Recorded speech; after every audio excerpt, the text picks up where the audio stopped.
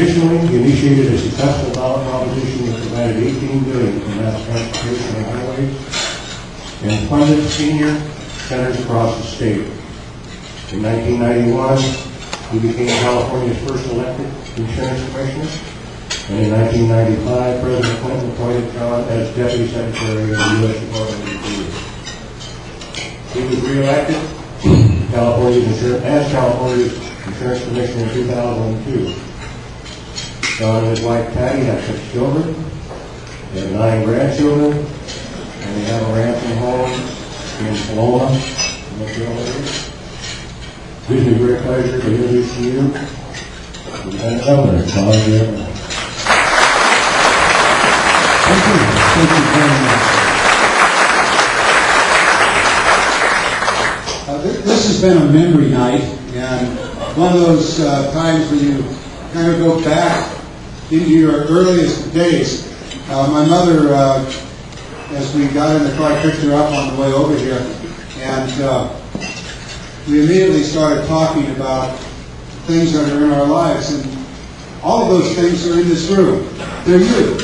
They're the people that we grew up with, the people that we have gone through these many, many years. It's been really a wonderful, wonderful evening for me, and I'm very, very happy to be here tonight. I do a lot of speeches, and sometimes it's not so happy an occasion, but you always smile, keep going. I see Mike DeLorno over there. We could talk tales about the McCallum Hill School. You were not old enough to be part of that class. But anybody familiar with the McCallum Hill School? I know some of you are. That school was actually built in the late, I guess about 1880. A 3-room school is now an apartment with 3 apartments out of the 3 rooms of the school. The bell in that school was the way in which you knew it was time to go to school. They ring the bell. And there was a bell in the belfry. And we discovered that if you would go down to Winkler's store, you could buy caps for your cap gun. You could buy a lot of caps for your cap gun. And if you took several rolls of caps, and if you had good friends that were able to distract the teacher, there were only 3 teachers, so you distract the teacher, and you send the teacher off that way, and then you get into the middle classroom, climb up the ladder into the belfry, and you take tape, and you tie the tape around the clapper, around the clapper, and you apply the caps. And it was time for school. And so it was boing, bong, and then it hit the other side. If you're really good, you do both sides. Sheriff, I plead guilty. It was good. But that building was actually built by my mother's grandfather. My mother's grandfather, and that's how the communities were built. They did get together. I don't know if they had a tax or not, but they would find the revenue, or they'd find the materials, and they'd build this school. And it was about 100 or so years later that some of us actually went there and learned how to operate a bell. What else did you learn, Michael? I'm not sure. That was the answer you gave the teacher all the time. I'm not sure. But there were 5 of us. You were 1 year, I think, behind me, Mike. And there were 5 of us in our graduating class at McCallum Hill Grammar School. 5 boys. Make of that whatever you want. But that was where we started. And for some of us in this room, it's been a marvelous journey. And you can see here the manager of the Wells Fargo office in San Andreas, supervisor. I know you didn't get to grow up. I know you were a supervisor. You didn't get to grow up in McCallum Hill. But we go way back here in this area. We go way back. Our family came here, 2 sides of the family. The McSorley side in the 1868, 66, 61. Well, I used 1868 when I was down in Berkeley, because that happened to be the day the University of California started, and just kind of fit nicely. You get a little bit of freedom when you have a microphone. So the family's been here. They came here to mine gold, and we're thinking, gee, $900 an ounce, maybe we ought to sell the cows and dig up the ground. Is that okay, Tom? Can we get a permit? No? Well, things have changed. It was actually at that time the population in the 1860s, the population in this county is greater than it is today. Much greater. And the trouble, sir, your jail, even your new jail, wouldn't work. Never did the system of justice. But you didn't need a jail, it was swift and sure. But over the years, Calaveras County and some of the surrounding counties have managed to maintain a sense of purpose and a sense of character.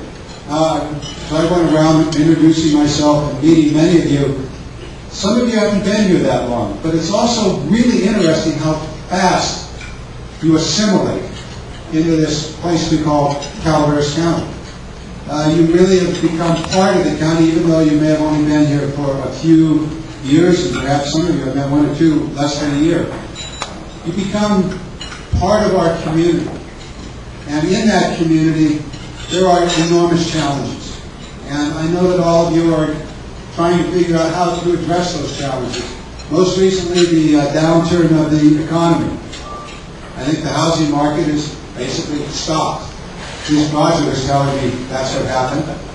But then we were talking about our experiences that we've had, and that's just a very short part of the history of this county.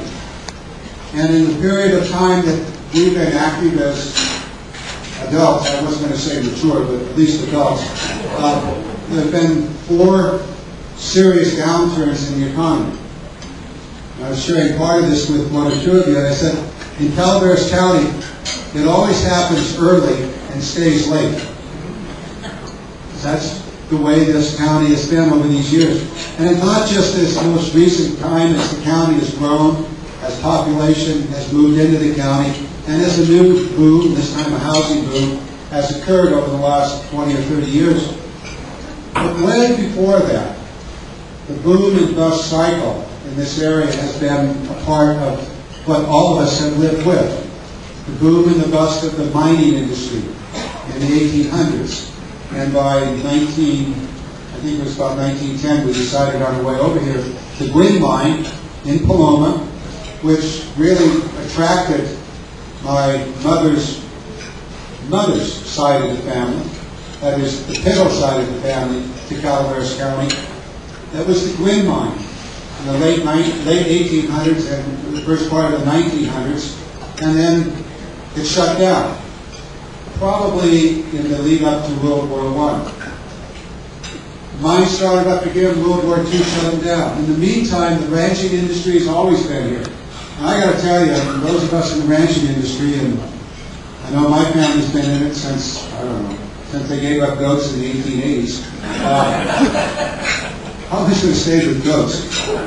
Do you realize that goats is the fastest growing agricultural sector just before corn and alcohol? It's incredible. The value of it. I'm going to get off subject here. What's the mistake, Mom? Your grandfather really screwed up. Should have stayed with the goats. But the ranching industry in Calaveras County has always been a critical part of this county's economy and its landscape. Very critical part of the landscape of Calaveras County has been the ranching industry. Over the years, it has maintained the open space, and it's also maintained the environment of this county. The oaks, the chaparral, the brush, all of those things, and all of the flora and fauna. Basically, they're because of the ranching industry.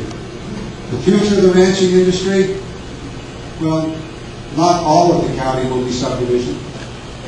That would be a bad thing. But The open spaces will be preserved, and I know that some in this group are interested in providing that open space with conservation easements and things of that sort that provide the land will be open and the environmental benefits of that will continue to be there. Now, I know Patty and I did that with our ranch. I don't know what Mom's going to do with hers, but our ranch is now a conservation easement. And our children like it, and we hope our grandchildren will too, because it'll remain open. These are things that over the years I think all of us are going to think about. Will there be a return of the mining industry in Calaveras County? Possibly. And how does it work in relationship with areas that are now subdivided, and homes, and people, and all of that interface issue? Enormous challenges. And the Chamber of Commerce is in a position, I believe, to have a fundamental and critical role in addressing these changes. The changes in the economy, the booms and busts, the new economies that will be developed, the desire to create a stable workforce. What was the last thing we were talking about here, Sheriff, before I got up to speak? We were talking about how kids graduating from high school in the 60s, when I graduated, would not have to go to a four-year university or college or community college. They could leave high school and get a job. The timber industry was still viable in this county. White Pines was still operating. Toyon, Wilsonville, they were all open. And that's a lot of the kids went into the timber industry or the cement plant. So there were jobs here in which a high school graduate could find a way to make a living, live a good life, raise a family. It's difficult now. Where are those jobs for the high school kids? And part of the challenge that's facing this county, and I will tell you the rest of the state, is to figure that one out. Those manufacturing jobs have largely disappeared. And that presents us with a real challenge. Because the service sector, or the technology sector, or the healthcare sector, is not one where you can graduate from high school and get a job. Additional education is required. And, in our enormous brilliance in the 70s and 80s and on into the 90s, we decided everybody needed to go to college. And we shut down the vocational education programs throughout the state. So we wonder why we have 30% dropout. Maybe those two things are connected. And in fact, they are. Now we try to start those programs back up so that kids graduating from high school will have a skill, will be able to take a job in which they can raise a family, buy a home, and participate in our economy. Calaveras County, along with the rest of the state, is going to be involved in a discussion and, I believe and hope, a development of a program to rebuild these, what we now call, career technical education programs. And there are a lot of them needed. We know across the state of California that we're not going to be able to keep the economy growing for lack of skilled workers. What's he talking about? The reality is that we, in the now and into the future, will not have enough skilled workers to keep our economy going. It's teachers. We're going to have 50, 60, nearly 100,000 teachers are going to retire in the next 3 years. We're not producing the teachers out of our state university systems and other universities to fill those jobs today. We're short 40, 50,000 nurses right now. The technicians that are in the healthcare system, they're not there. And then you go to the biotech communities and the other business sectors of California, and we do not have the men and women to fill the jobs. We did rely upon immigrants to do this. And we had many skilled immigrants coming. But I'm afraid China, India, the growing economies out there have really screwed this up. They stay home. They got more opportunity at home in their countries. And it's not just those two, but many of the countries of the world are developing their economy. And one thing to keep in mind, just to point this out, that 3 years ago, 5 years ago now, California had the fifth biggest economy in the world. We're probably eighth biggest now. Not because we've fallen down, but rather others have grown faster. And so these are challenges that are out there, and they're things that we're going to have to do as a society, as an economy, and as a community to provide what we call the intellectual infrastructure. The educational programs, the technical education, the career technical or vocational education systems, so that we're able to generate from within our own communities and our own homes the skilled workers that the economy needs to fill the jobs so that the jobs will stay here. And many other pieces to this puzzle. But I want you to focus on that piece. And part of this comes to the question of, again, we're talking across the table here, why a new jail? Why do we need a new jail? Why do we have the question of 20,000, 22,000 prisoners being released early from the state penitentiaries? We do that issue is before us because in our society we're not addressing two fundamental problems. One is that 30% dropout, and the other is that we are recycling 70% of the men and women that are in the prison system. They just recycle. They're out for a few months, they're back in. And that's, I said a dead-end street. It's not a dead-end street. It's a street without an end. And so these are challenges that face us. And in your community here, in my community, with you, we're going to have to find ways of moving away from where we've been for the last, 3 decades. And think differently about how to address these issues. I know in this area, many people said, I'm escaping the urban area and I'm coming to Calaveras County. Well, they may have escaped the urban area, but they didn't escape what is part of California's challenge. The challenge is here, the challenge is everywhere in the state. But nowhere in this world are there people better suited to address the challenge. In California and I spoke earlier about the mindset of Calaveras County.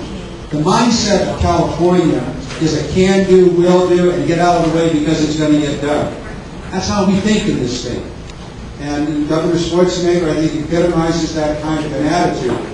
Don't always win, but you got to quit trying. And so we have that going for us.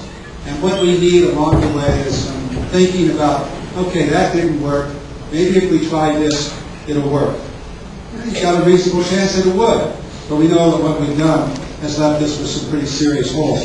The water issues come into this, global climate change, incredible challenges. But we're in a position as very intelligent creatures in a society that has a lot going for it, including a very, very good education system for most, but not all. We have an opportunity to really come to these issues head on and find solutions for them. But it's going to be a change. And back to where I started. From the very earliest days of the influx of Europeans into California, and even before that with the Spaniards and Mexicans, California is about change. And that change has constantly revitalized and given us an opportunity to climb to a new plateau of success. And you're all part of that. All of you. The Chamber of Commerce, the business community, these are things that you spend your time working on and thinking about. And when I get back to Calaveras County, what I think about are my grandchildren and the cows. I want to thank you so very, very much for letting me share this with you. It's the same one you asked in 6th grade. The time has passed now. I can't remember exactly all the things in the past. But from that lofty perch you had, when you went up where the bell was, clearly you could see things that followed the rules didn't. But Go ahead, Mike. I'm reminded your talk tonight, talking about the future, what we need to look at, I'm reminded of sometimes when you said a couple things that I thought should have been considered, and I think they're worth revisiting. And one was, I can't remember when it was years ago, but you said California has opportunity with the Pacific Rim. The economy is going to be growing in the Pacific Rim. Pay attention to the Pacific Rim. I don't remember what year that was, but It's 1976.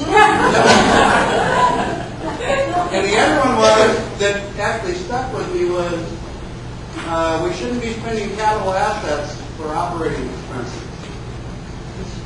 Well, you got your lessons very well, Mike.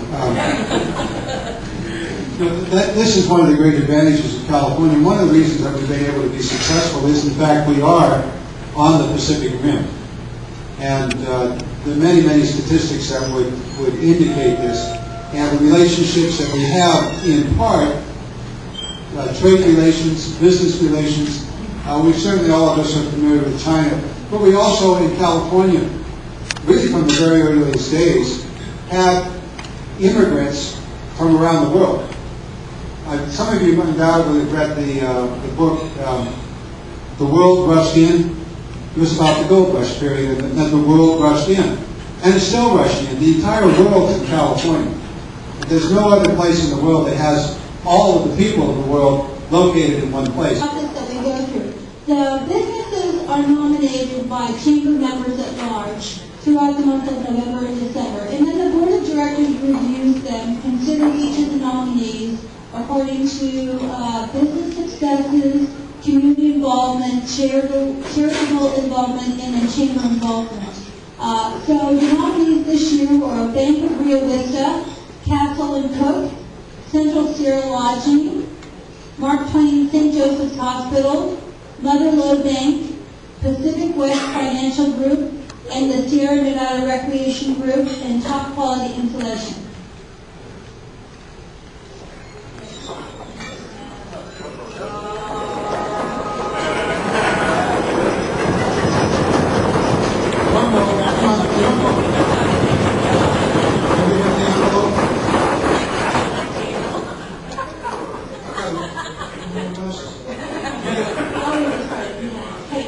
Tonight's recipient has been serving all of the communities in Calaveras County since 1953.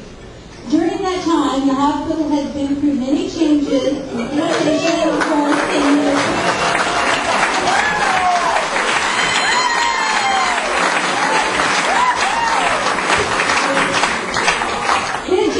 Especially exciting is their leadership has embraced their communities with a vitality not seen in the recent past. The winner has 320 employees and serves the county with 4 family medical centers and will be opening a new center in Coppertown Square. This year, the hospital has received 4 prestigious awards for patient satisfaction, medication management, core measures, surgical care improvement.